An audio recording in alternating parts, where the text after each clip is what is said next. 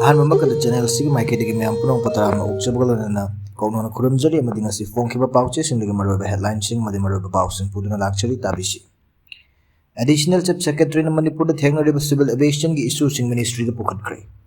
MLA sing na punma ngamdraba makhailamdam sida engtappa purak pangamloy asang kasar. PR lenghak na Manipur miyam hingnabagi haktiga sangai festival na henna lumna lawroidabani UCM. Auzik maroba pau tabisi. Additional Chief Secretary na Manipur da thengnariba civil aviation gi issue sing ministry da pukhatkre. Manipur gi miyam na civil aviation ga mari laina na thengnariba issue sing Manipur gi Additional Chief Secretary Transport Anurag Paspai na India Government ki Ministry of Civil Aviation gi Secretary da kangankre. Ministry of Civil Aviation ki Secretary na chair lawduna tha asigi tarada Nai Delhi da pangthokpa mifam amada Manipur na thengnariba civil aviation gi challenge sing pukhatki mifam adu da Ministry of Civil Aviation gi Joint Secretary amasung Director su saruk yaki. Additional Chief Secretary Imphal Sector na operate tawdiba Indigo, Air India Express amasung airlines air na chingba tongan ba airlines sing mamal wang na charge law na Manipur miyam da khudong chadaba chawna maihonali haiba wafam asina maruwa na pukhatki. Awang nongpok lamdam gi atay state tarit kay yengnarob da airlines sing na saruk 5-6 hen na flight ki mamal charge tawri India Government na flight ki mamal gi matang da pidib wafam sing airlines sing asina Imphal Sector da ngak na chatre.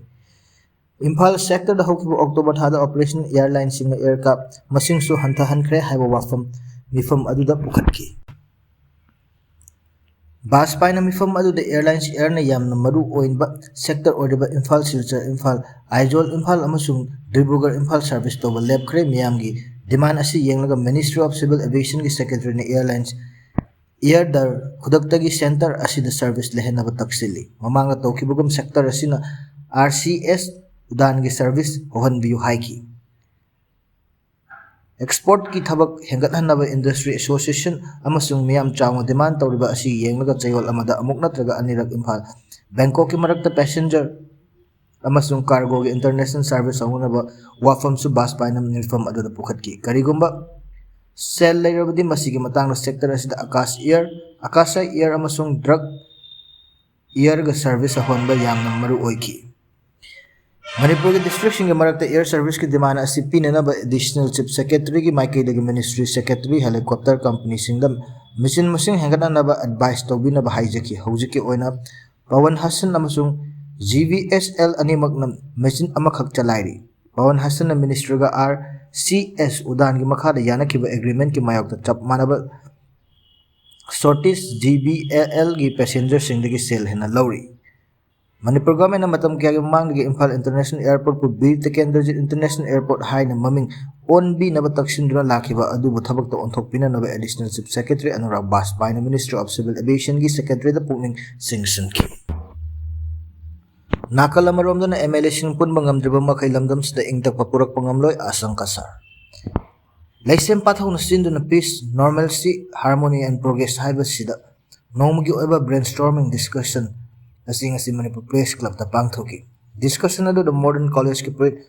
political science ki retired professor Dr. Hawam Indra Kumar while Kati gi editor Hemant Kumar Ningomba social activist asang kasar masung advocate Hijam Chandra Kumar resource person sing ona saruk yadano wangangki. Wangang loy oina saruk yakiba asang kasar hai Manipur tangdu leitaba amadi ingtapa purakpa yamna mamathaw tay. Masi purak na bagida maglamdam asi tungan-tunganan layriba adubu masi phawba lambi asi yatabagi mamitay. Asang kasar na haiki Manipur ingtapa hanjan na bagida mag political party ki khenaba thamdana layriba MLA nifuga mapan na apun bo oina lebaki interest warep ama lawdu na center da taksin bo mathaw tay adubu MLA nifu mapan na si punsin bangamde makoy na politics tawduna government semgani haidun layri MLA nifu mapan na amata oina leptuna PM da taksin biu mahak na hai amarom da yenglabadi KUKI MLA tara asi tokhaire haiba yaroi makoy gi manungda BJP gi MLA yawbana masing thigani masi chumthokpa ngamdrabadi lebak asi karam haina chalaigadori buno haiba asi wahang ama oirakli MLA asi kanglu furup ki oiba nate party amagi makhada mikhal thengnaribani mikhal thengnaba oirakpani kanglu furup ki MLA ni haina khaidokpa leirabali lamdam asi kaidonungda ingtappa purakpa ngamloi. Hauzik government semgani hainari government asi semlaba matungda maitai sing farwa chatpa yadrib mafam sing asi chatpa yagadoribra hangladuna asang na haiki. Masi yadrabadi government sembagi wahan tholaite government sembre mata mamangda chatpa yadaba mafamsing si han chatpa yahanfam thoi mahakna hai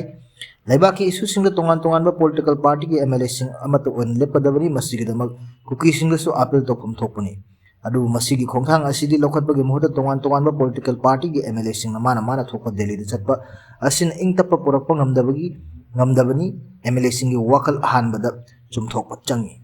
lamda masida tangdu laitaba puraknabagi MLA sing gi amata oina lepminabadi decision ama lobada punna lominaba ngamgani madu natrabadi oithokloi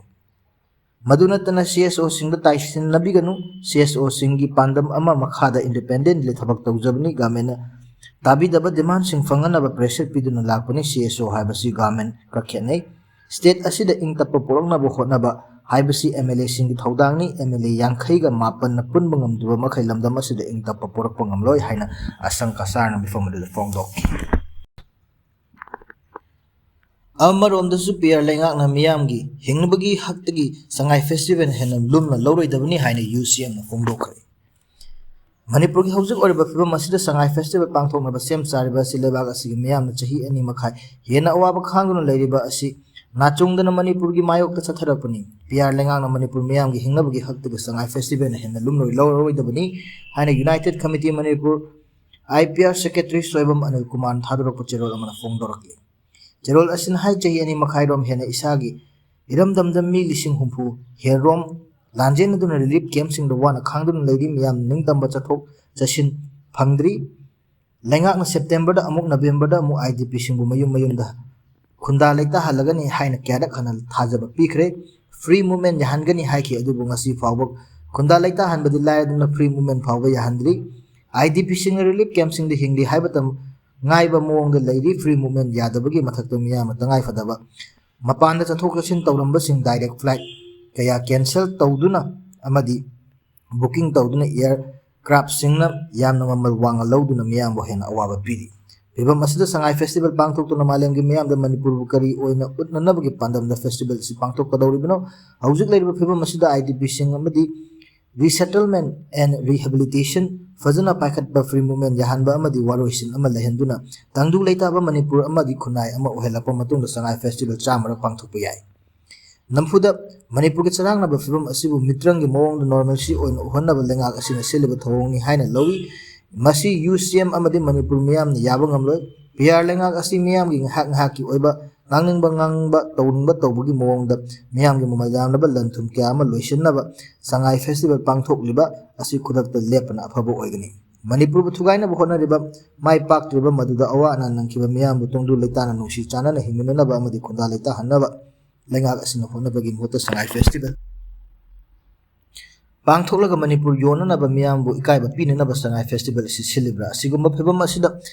miyamna kaidawnungda kamdawna festival asi pangthok hangani pangthok haninglamgani haibagi wakhal khara khanthaba phai isagi ramdamda free movement yadana ikoi masel amaga changnaba yadana karamna festival si Manipur gi identity culture tourism promotion tawgani hairi lengak asina nampuda sangai festival asina tourism promotion tawnaba art and culture yokhanaba sports handloom and handicraft yokhanaba indigenous groups ki promote tawnaba mingda hiram sing asida thabak tawriba singbu nampuda saruk yahannaba amadi stall phamanaba asi miyamna yaba ngamloi ekhoigi film sumang lila isai sports thangta fisa loncha khucha heba jagoi isai nat ki chanabi sing sinfam sing leiriba singna saruk yafam thokte handak sangai festival si saruk yagadra matam chuppugi oina sangai festival yawa yaroi haiba leiroi Manipur miyam khumna sangai festival 2025 namfuda pangthoknaba tawriba asi boycott tawminasi UCM unit sing component organization singasu boycott tawnanaba sem saduna leminasi haina UCM gi cherol asina makha tana fongdokli masini ngasi nomagi maroiba headline sing amadi maroiba pawsing tabri sing bo amka khurumjari amadi channel asibu nungsibiduna like share amadi subscribe tawba kawbiganu haibaga lunana matang aswaida tension jari